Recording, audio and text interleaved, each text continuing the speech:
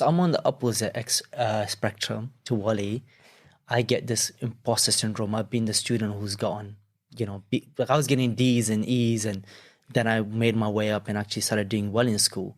But then that came with a lot of imposter syndrome. And, my life has been quite uncertain, moving countries. And it's just like whenever things would be going well, I would voluntarily make things worse. And I would be like afraid of success. How can one overcome that? Well, it sounds like you're your own worst enemy. Yes, yes. Right? My teachers would say that I'm like, they have never met someone who's harder on themselves than that I was, especially in the past.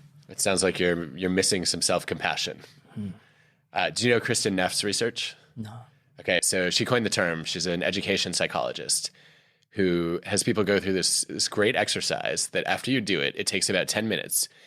You get an increase in happiness, a decrease in anxiety, lower tendency to beat yourself up and ruminate about your mistakes, and actually still more growth afterwards. So what in the world could that exercise be? I'm like, I see this research. Tell me, how do I learn self-compassion? What she randomly assigns people to do is just to write a letter to yourself as if you were writing to a good friend, showing them the kindness and understanding, and then turning that inward. So let's say, for example, you disappoint yourself by, I don't know, you get a 98% on a test in school. And you knew you were aiming for the 100, and anything less is unacceptable to you. And you're kicking yourself. You're kind of depressed about it. Kristen would say, okay, imagine that you have a friend who wanted 100 and they only got a 98. What would you say to that friend? You would not say, you're a moron. You're the dumbest person I've ever met. I can't believe that you missed those 2 points. What's wrong with you? You're never going to amount to anything. You're a failure. Your life is worthless. But people do have those thoughts themselves, right? And so Kristen says, you think about what you would say to your friend, you then give yourself that own compassion, and it allows you to learn from the mistakes without having to dwell on them. Why do you think we are so mean to ourselves? Well, why are you so mean to yourself? That's a very good question. I've just always had like childhood low self-esteem, and I was, looking for validation initially, trying to impress, make my parents proud, do well in my studies. And I don't know, even when I got like the A's, I went from being like viewing myself as a failure. Even when I got the grades, I still wasn't content. There was still a hole in me that I was trying to fill. And I just didn't know how to do that. And I don't know, I still don't know why I was so mean to myself. Yeah, I guess I need to stop. So how would one find out, like, how does one go about exploring these emotions? So I know where the root of the cause is. Is it trauma? Is it childhood trauma? Like, is it a bad experience with a friend? How does one go about that? I don't know that we're ever going to know. Like, I think you can spend a lot of time trying to excavate your past, and you can come up with hypotheses that, like, yeah, I went through a traumatic experience, or, I had amazing parents and I really wanted to live up to their standards, or I had parents who put a lot of pressure on me and I felt like I had to live up. And there's research on all these things. We know, for example, in the UK, the US, Canada, perfectionism's been rising. And so a lot of people are like, oh, Instagram, like everyone else looks perfect. Social media does seem to be a small contributing factor, but the trend started a whole generation before there was social media, starting, I think, in the late 1980s. And what you can see, this is Tom Curran's research. He shows that parental expectations have gone up over time. And so has harsh criticism from parents when you don't meet those expectations. And we could blame parents for that. I don't want to blame parents for that. We're in an increasingly competitive world, in the sense that, like, I think in a lot of Western countries in particular, we have a generation that's not going to have better opportunities than their parents for the first time in who knows how long. And so parents are fighting to give their kids every opportunity. It's much harder to get into university now than it was 20 years ago, right? And so I think that, a zero-sum world where it seems like there's not enough success to go around means that parents feel like the best way to serve you and help you is to make sure that the expectations are sky high.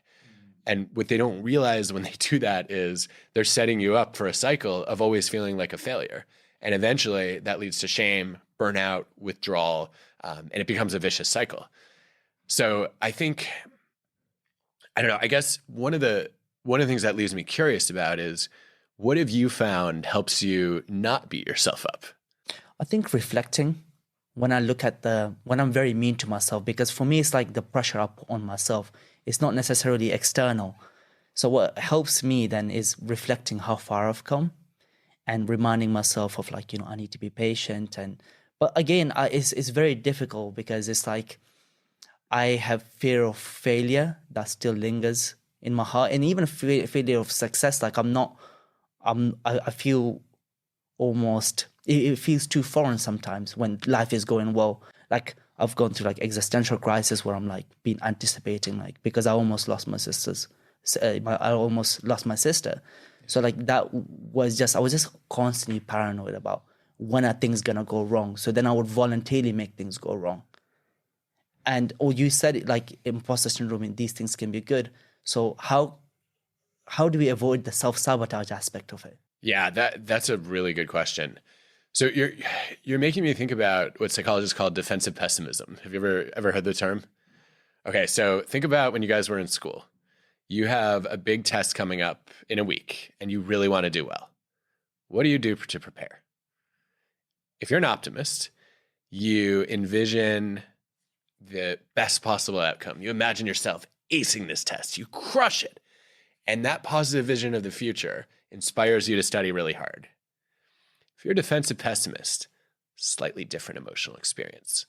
About a week before the test, you wake up at 2 a.m. in a cold sweat.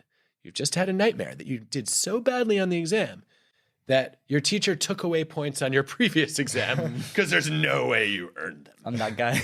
I was going to say, Kushal, I think that's you. And that fear, that anxiety motivates you to study hard. And guess what? Both of those groups do equally well. But they're propelled by different emotions.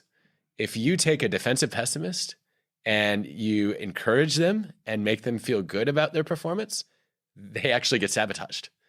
They get complacent. And the thought here, this is Julie Norm's work. What she shows is that if you are a defensive pessimist, instead of trying to change it, you can harness it. And this is the way you prevent self-sabotage, is you say defensive pessimism is useful in advance because anxiety is what motivates me to prepare. And so a week or two, or however much lead time you need to practice, you purposely start worrying about what could go wrong so that you've given yourself enough of a window to try to prevent the bad outcome. And you recognize that's a strategy for you. And by the time the test shows up, your anxiety is gone because you've done your homework and you know you're ready. And I think instead of running away from that, why not embrace it? But then how do I avoid the complacency aspect too? Because I'm very prone to, and I think a lot of students must be, like when they do well, they're relaxed. Like how does one keep going? Especially like you said, in such a competitive and demanding world that we live in. Well, I think there what you do is you do two things. Number one, you ask yourself, how can I keep growing? And that keeps you focused on some opportunity for improvement. The other thing you do is you imagine the bad things that will happen if you don't prepare. I think I worry a lot about students who misattribute their success. So, it's so common. I've had this in class over and over again. A student gets an outstanding grade on a paper. And then it's like, wow, I'm a great writer. And then they do worse on the next paper because they failed to realize it was the effort they put in, not just the ability they brought to the table that made them good. And so I'd want to make a really clear attribution for your success, which is it's a combination of your abilities and your motivation that made you successful. And if you take your foot off the motivation if you take your foot off the motivation pedal, your abilities are not going to do you much good.